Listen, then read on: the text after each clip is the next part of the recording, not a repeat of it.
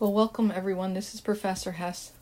Again, today in this video, I'm going to be talking about aromatic nucleophilic electrophilic substitution. And this time I'm going to be doing it when we have an activating group on the ring. So we're talking about electrophilic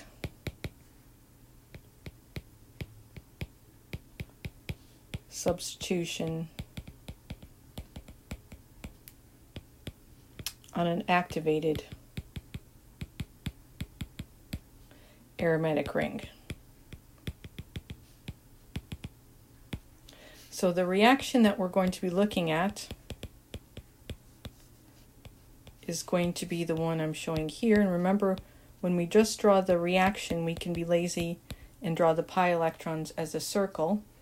And this phenol, that's the name of that compound there, is going to be reacted with bromine. And we know we have to add the Lewis acid.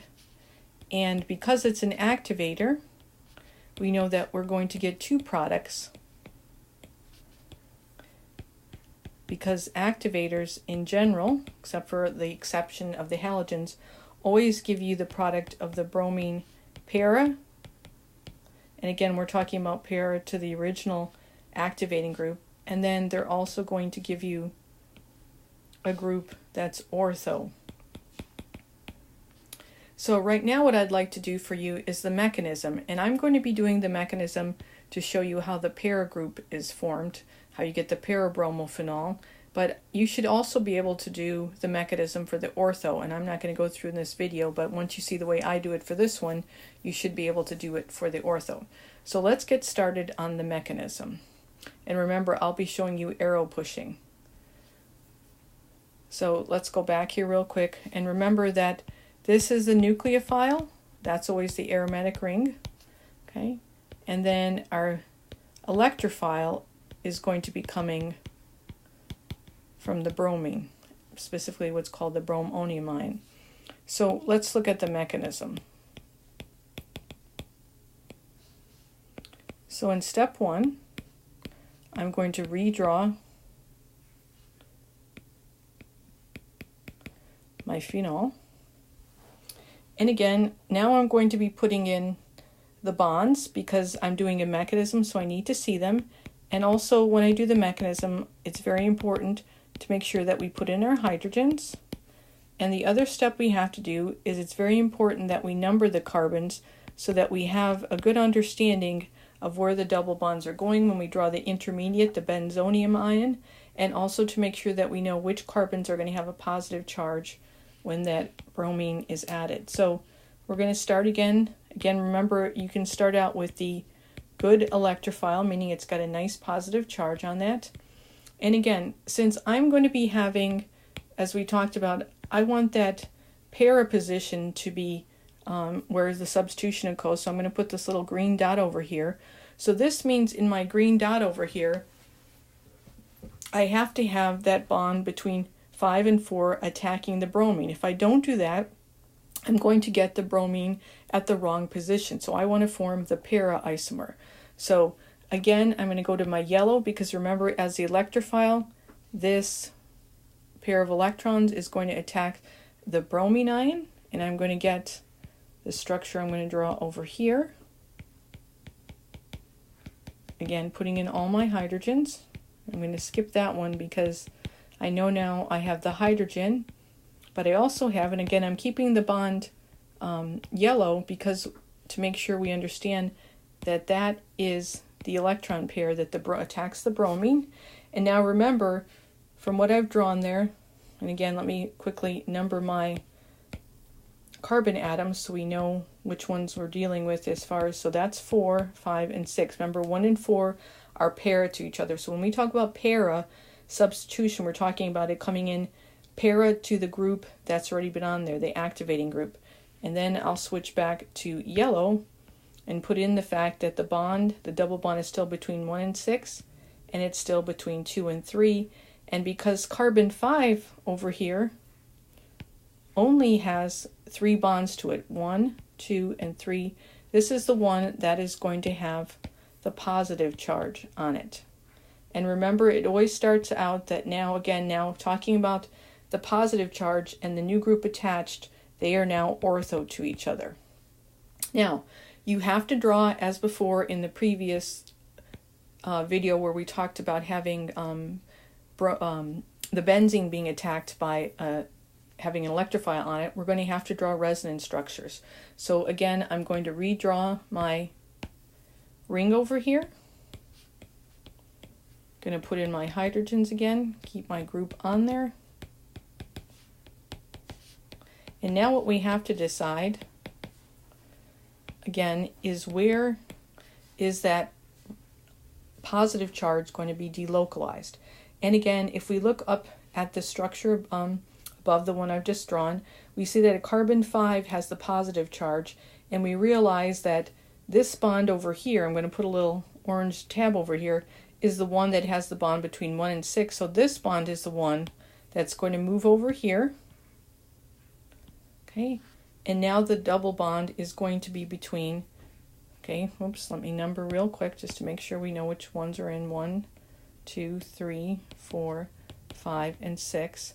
So now the new bond is going to be moved between 1 and 6, but then the one between 2 and 3 never leaves. Oops, I just saw that I put it between the wrong ones there, right? So the new bond is going to be between 5 and 6, and then the positive charge, if you notice, is now going to be on this atom number 1. Now, this is a very good place for that positive charge to land. And then again, if you look at these two over here, now the positive charge is now para. So why is this just a great place for the positive charge to end up? Well, that's because this oxygen has 2 pairs of electrons. So we can draw another resonance structure that we weren't able to do when we didn't have a group on the ring already.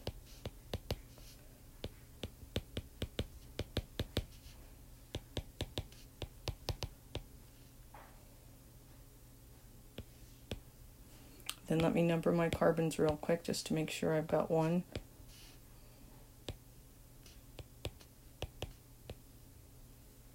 Put my bromine on there.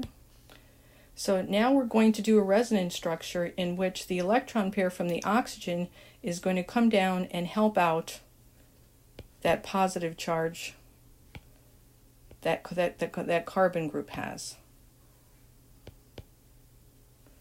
Oops. So let me put in my other.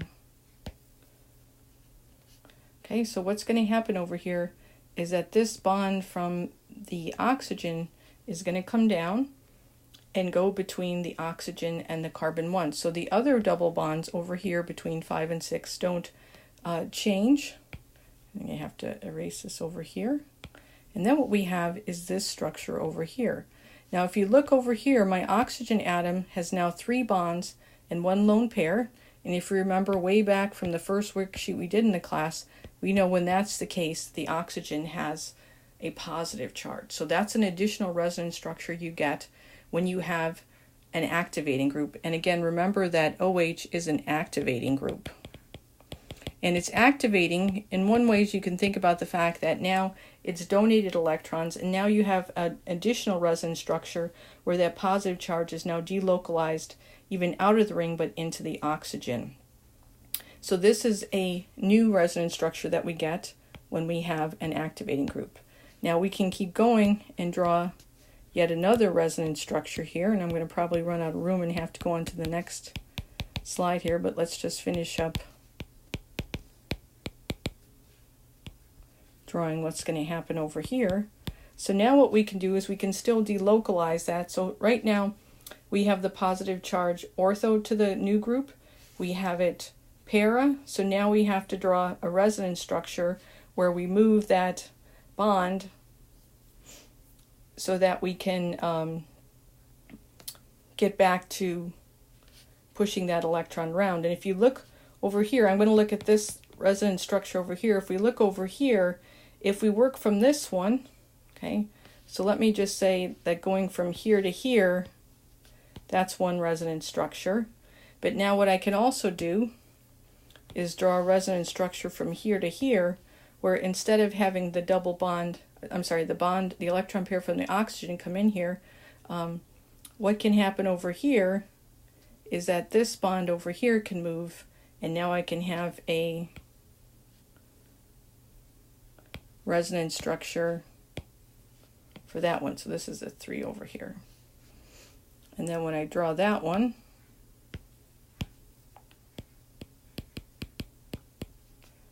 what we're going to have is this one stays the same. And again, let me draw in my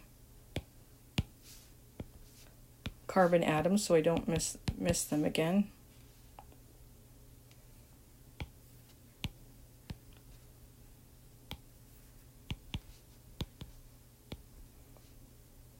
Okay.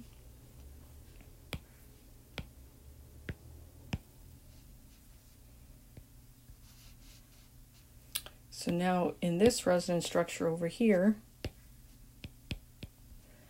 now I have the double bond between 5 and 6 and 1 and 2, and then the positive charge is now delocalized ortho, and remember now it's again ortho to the new group.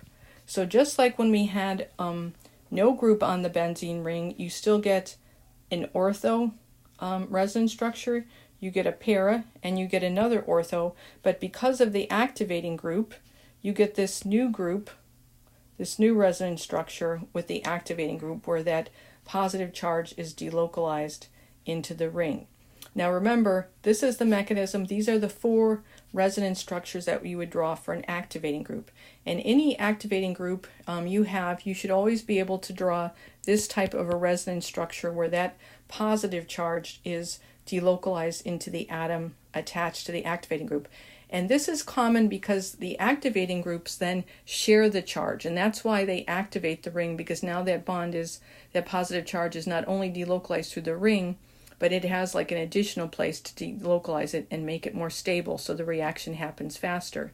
Now, the last step of any mechanism is that we always have to go back and get rid of the hydrogen that's on carbon number 4 so that we can make our aromatic ring again.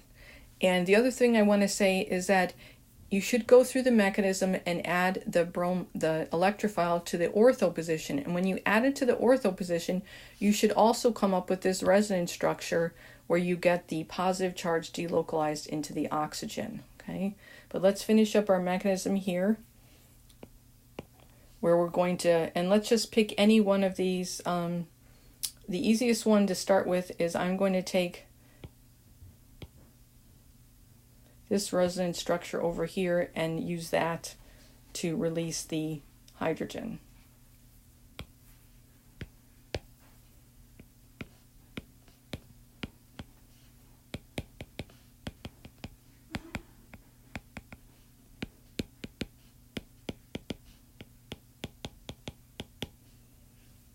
Okay, let me make sure I know where my double bonds are. Okay, so we have it between 2 and 6, 2 and 3. And it is important, I highly recommend that when you're working on these mechanisms that you do number the carbons so that you don't get yourself confused as far as where things are ending up. Because again, if you notice, carbon 4 never gets the positive charge ever.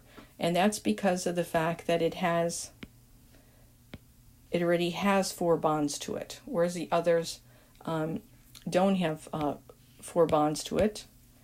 They have either a double bond. So the last step that we're going to do is when this hydrogen ion, this bond comes in here, and the hydrogen leaves. And then this is the way we make the new group being added by substitution. Again, this is very different than elimination or very different than addition, because we did not add something, we substituted. So instead of having the hydrogen here, we now have the bromine there in the para position. Okay, but I really highly recommend do the mechanism, adding that Br plus at the ortho position.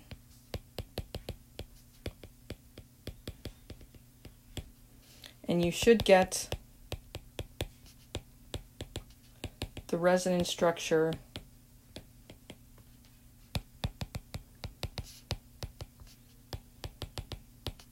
with oxygen having that positive charge. Okay, so that's something that all activating groups have in common. I'm going to go back here again, that you have this resonance structure that allows the delocalization into the heteroatom, and that's again what accelerates the rate of the reaction. Now, if you were to put a group on the meta, the other thing you can do is if you put the new group on the meta position, you would notice that you miss that positive charge going on that position where the activating group is, and that's a reason also why you don't get it, the new group coming into the meta, because the reaction is fastest when you can delocalize into the heteroatom that has the additional electron pair. So that's it for this video, where we're looking at activating groups and how they add ortho pair.